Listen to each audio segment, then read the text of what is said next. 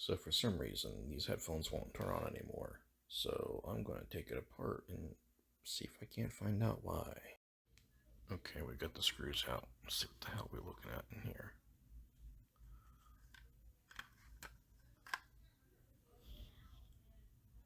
What do you see? The tactile power button seems to feel fine. It's not flexing. Doesn't seem like it's ripped off the board or anything. But nothing yet. Okay, I've taken the right side off. Screws, so let's see what's in this side.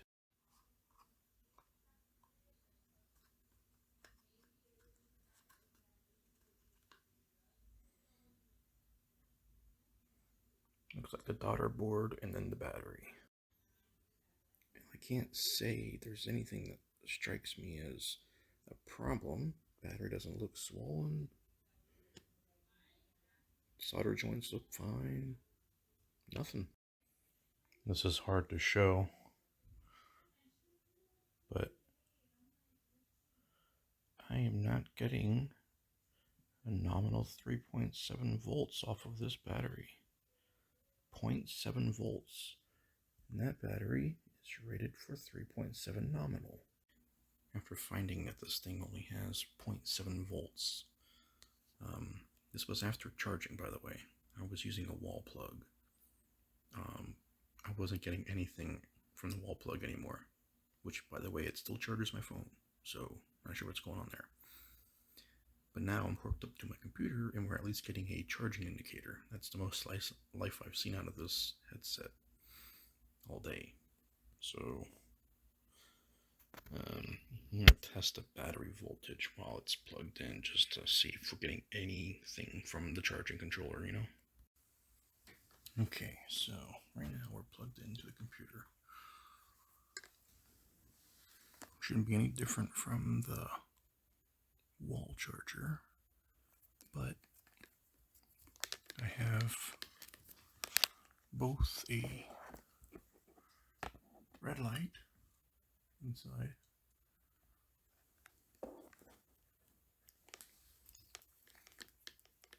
and the charging circuit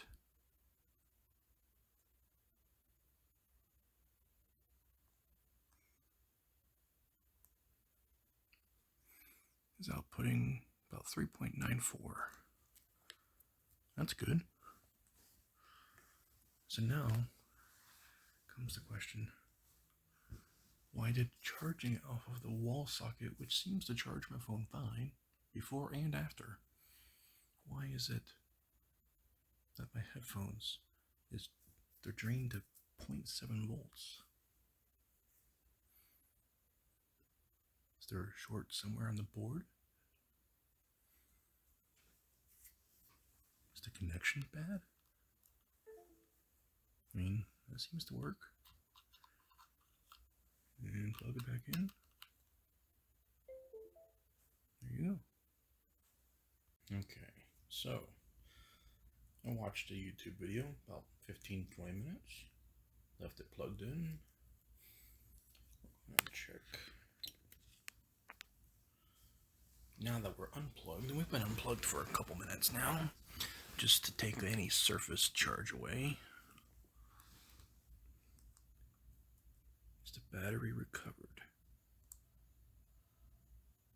Oh, look at that. 3.79 volts. This is unplugged. I think we've got our battery back. So something must have drained it beyond the safe charging level. At least with the wall plug. Why did the computer charge it and not the wall? I still don't know. But hey, look, we got a headset. I think we'll put it back together and test it. Okay, we've already put the right side back on with the daughter board and the battery. Now it's just 4 screws, but this side has knobs, which we left in there, still screwed in. Board is still screwed in. All the wire connections are still there. But what we need to put back on is a few parts, such as this little wheel cover support housing.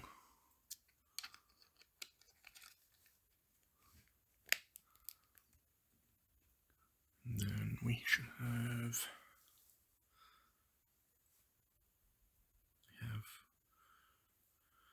all the little screws in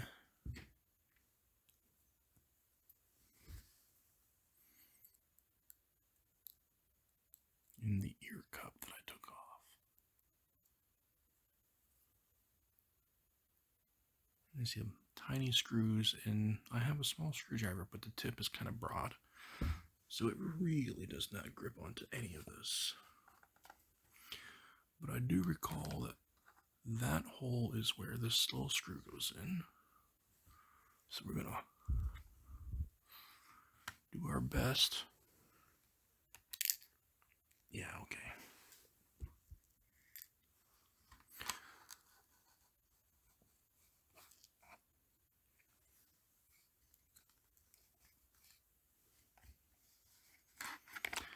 And the part that makes this hard is the speaker is still attached. And it doesn't really have anything for strain relief, so we don't want to rip these tiny wires off of these little pads. So I'll probably have better luck with tweezers. Just get the screw close, maybe even put the tip in the hole. That's what he said.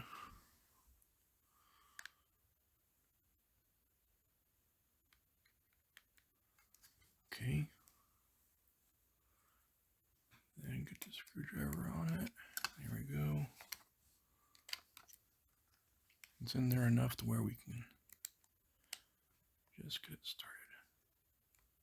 These are really tiny screws, but not the smallest I've dealt with. Although the only thing I think smaller.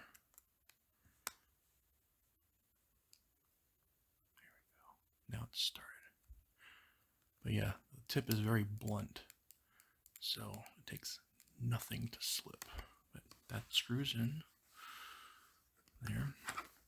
And then now that that piece is in, this little plastic piece sits in that little cubby hole and then protrudes out to the edge.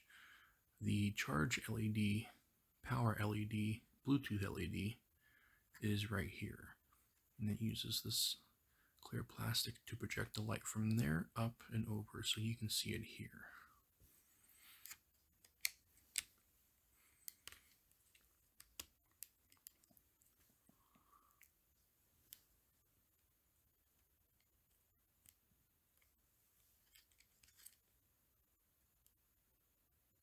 There's a couple little bumps on the bottom side, but I'm trying to see what they line up with.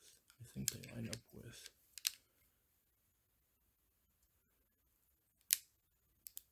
it has to come forward.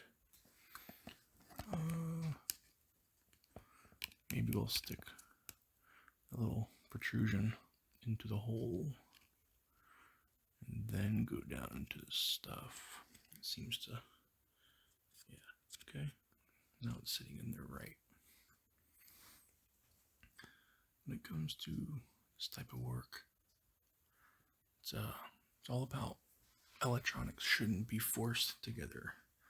It is made to go together without any of that. Okay, I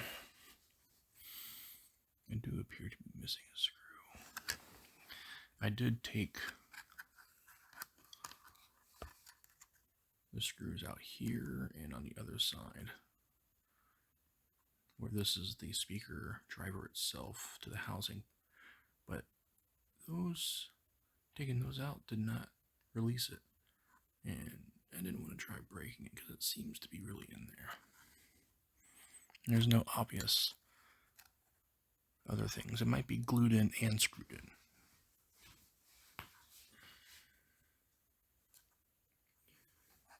So.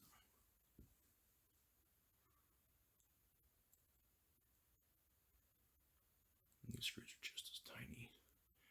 And there's be two of these screws which are similar in size, but they seem to have a smaller head. Guess I didn't need the tweezers for that. But it does stand tall and proud, so it's still hard to get started.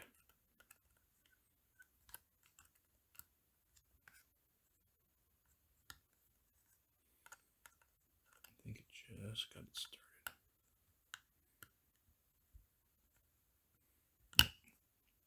Pretty sure it started now. Remember what I said about that broad tip? Takes nothing to slip off of it, and that's what you've been seeing. Alright, there's that screw. I got the 4 outside casing screws right here. We still have one more screw for the speaker driver that I'm not seeing. Put all the screws in the cup. Put it in this thing.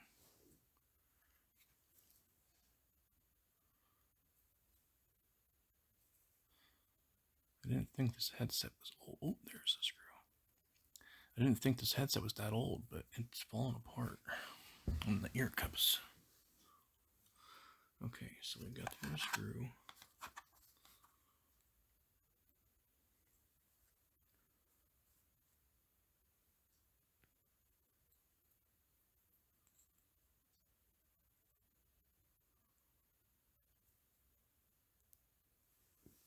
There was a time in my life where I thought I was going to get out of electronic repair.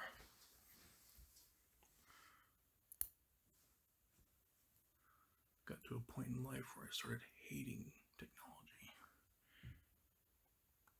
I'm not very happy with it right now, with all the politicalness that's become of it.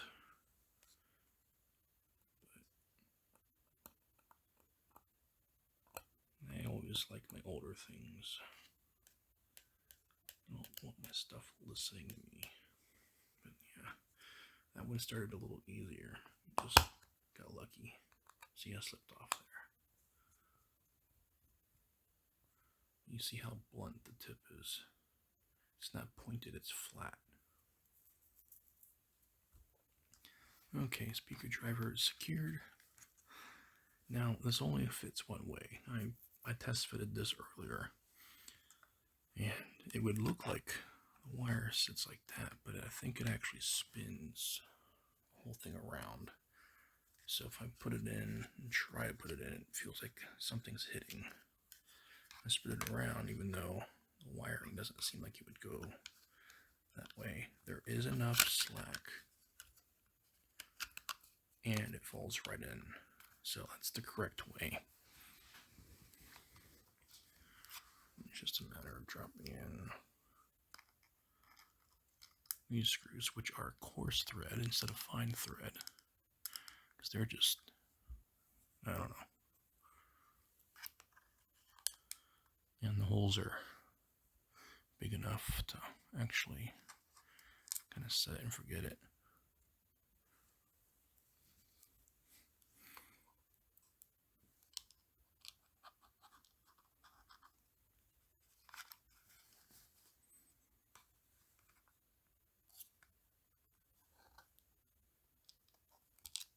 Probably should use the tweezers, but I'm stubborn. These fat sausage fingers. So what I like to do is I like to turn the screw backward until I feel it drop a thread, and then I go in. That way I know I'm going into the threads already made by the first time the screw went in. Because if I go forward from here, I threaten to cut new threads in plastic, and you don't really want to do that. So backwards till it falls, then forward, and it goes in easy that way too. It's like cross threading. You can get a bolt to sit all the way in, but it's not gonna be fun. You're gonna be making new threads without the relief slots like a thread chaser or a tap, you know. There's that. Got one more.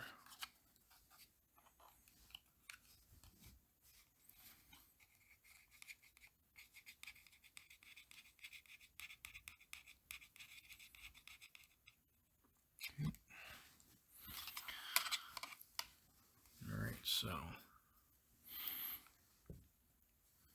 let's see if it'll turn on. Oh, that's a good sign. So, Power on. Battery medium. Headset not connected. that is a fantastic sign. The headset's working again. I will take that. Now we can put the earmuffs on and call this a job well done. Power off. Very nice.